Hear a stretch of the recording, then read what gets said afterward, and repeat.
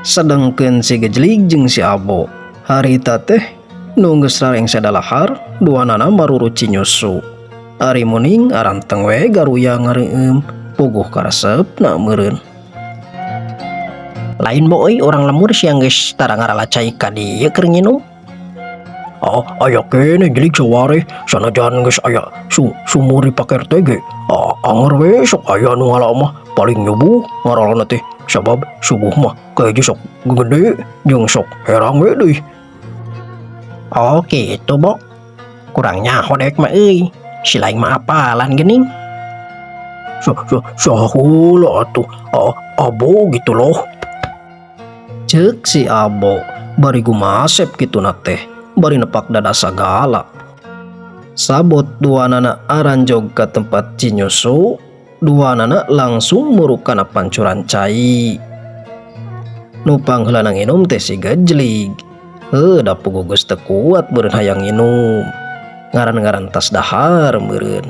Geus kitu dilajeng ku si Abo. Lain mau nyeri beteng itu Mual Jig, tanggung jawab dewek jadi beteng mah. Dewek mah komo pagawean mun ngalacai mun kaparongan hanang sok langsung we nginum heula. Mudah-mudahan we atuh teu jadi matak. Sanggeus ngarinum duanana tuluy dariukna batu.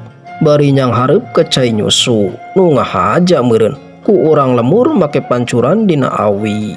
Ari si Gejlig katenyo ngelikan kana awi tamiang. Lain bo euy tanyo kuy lain. Awi tamiang meuni hade kitu nya. Ari kitu kumaha Jlig? Da awi tamiang mah ti baheula ge kitu euy. Si lain mah bo euy ngomong teh meuni kararagok kitu. Da kumaha deui atuh Jlig? Geus kuduna kieu meureun kunaha dongengna. Meureun geus beakeun karakter sorana meureun bo euy karunya atuh nu ngadongeng teh.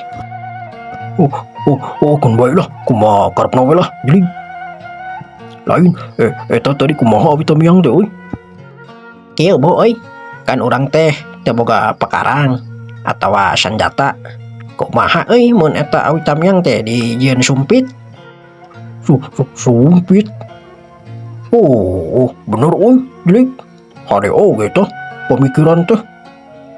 Hang kumaha nyieunna euy? Kapan teu moal bedog? Engke mun geus balik urang moal bedog terus balik deui ka dieu. Gitu. Hayulah. Temal si Abo bari nyarande kana batu.